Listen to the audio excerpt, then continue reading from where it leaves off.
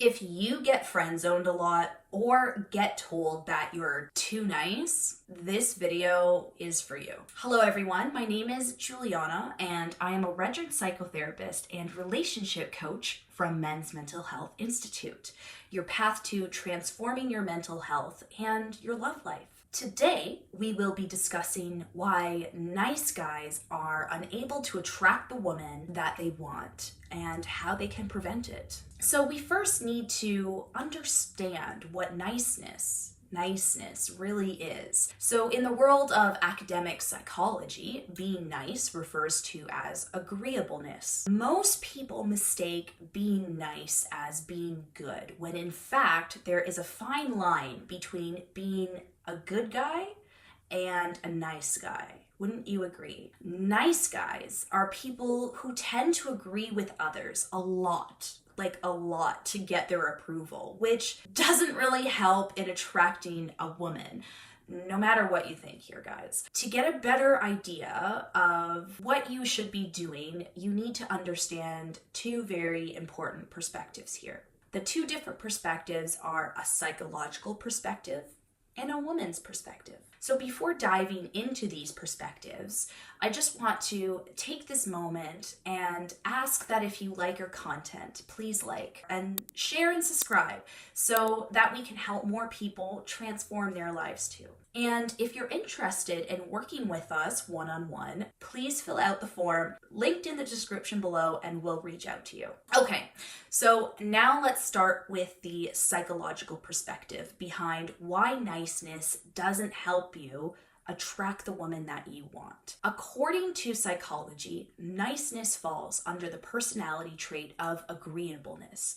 which although helps people share their behaviors to get approval from others, it doesn't fall under the traits of masculinity, which attract women. So there is a very popular psychologist out there, and his name is John Gottman. And him and his wife have done countless studies on marriages, relationships, what makes it stick and what makes it not stick. One very interesting theory that Gottman has figured out is called the nice guy theory. So Gottman has seen this particularly in heterosexual relationships, male and female relationships. He has noticed that there is a lot of the times when a man will do anything and everything that he can to appease and make his partner, his woman, feel good, no matter the shortcomings on him. He will put his emotions last and put her emotions first. No matter if he agrees or disagrees with it, he's always going to do what she wants.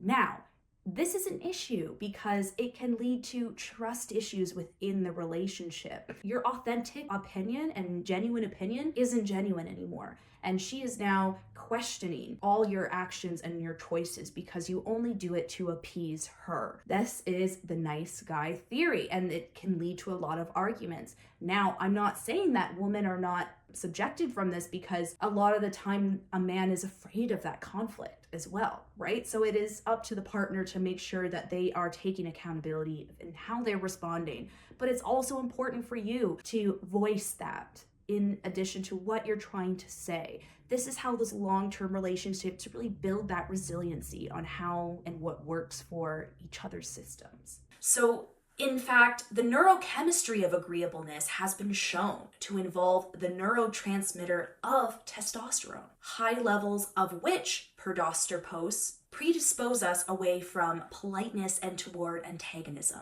So agreeableness is on average higher in females who are average lower in testosterone.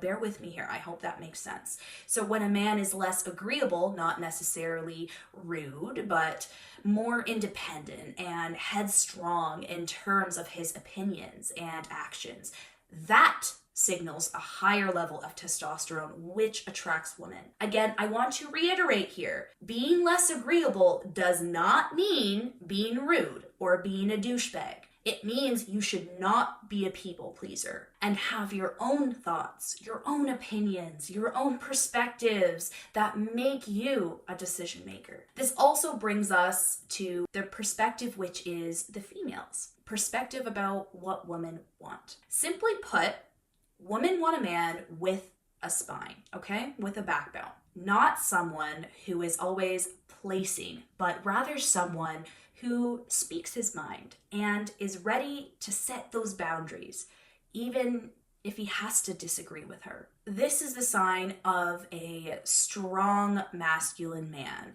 who can take risks and is a leader. Honestly, women test out by seeing if a man has boundaries. So that's why it's really important to have your own boundaries. If your lady is doing something you don't agree with, well, this is where you need to be standing your ground and standing for what you believe in. It's really important to voice that opinion.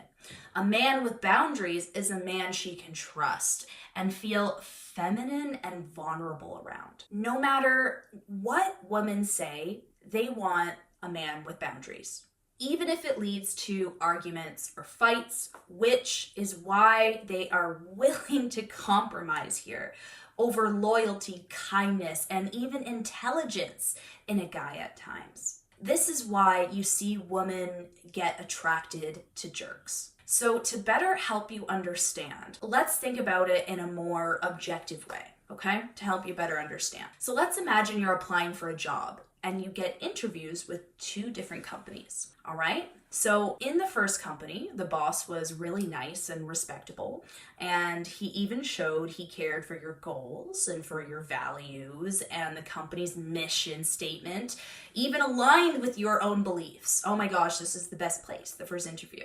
Okay? Hold that thought. In the second company, the boss was really rude, even hostile, and was only concerned with the labor that you had to provide for the business. However, he was providing double the salary, okay?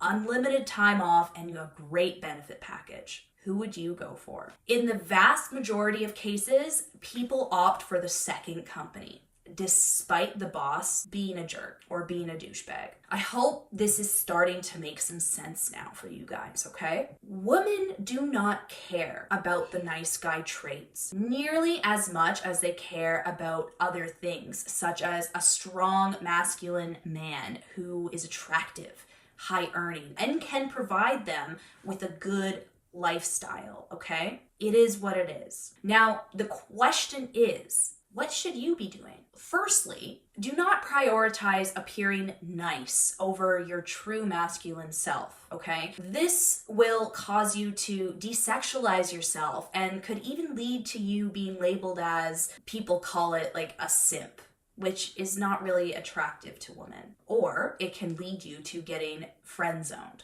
while she finds herself attracted to some other guy who is not even right for her, but has the masculine attractive traits that can pull her towards him. Ideally speaking, what you need to aim to do is to be a good man, someone who can make her feel not only comfortable, but at the same time, you don't compromise your values, opinions, or boundaries just to please her, okay? It's really important here for you to be authentic and don't be afraid to take the risk and say what you think. Do not be afraid of conflict and do not let others walk over you. You will lose the nice guy label and will get a lot more attention from women even when you won't be chasing after them. With that being said, I understand changing yourself can be difficult for several people who have been living this way their entire lives, right? It can be hard when that pattern's been there for a minute. But whether it's because they were raised by parents who always fought, which made them always stay clear of the conflict, or because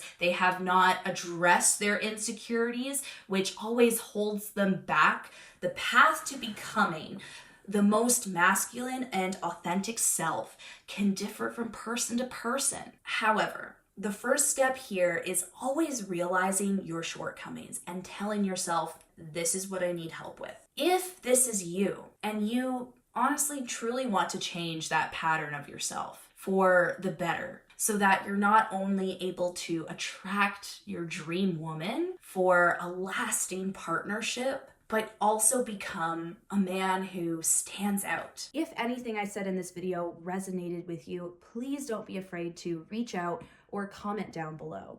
Do you think you're a nice guy, or are you a good guy? And if this is something you truly, truly want to work on, please don't hesitate to reach out and fill out the form in the link below the description. We are always here to help, and someone will be here to reach out to you, and we can look deeper into your experiences and what you need in your love life. We always love hearing from you guys and having you guys listen to our content. So thank you so much, and I hope you have a great day. Hey guys, if you liked today's video, don't forget to follow us on our socials on Facebook and Instagram, where we post daily, and on YouTube, where we post weekly.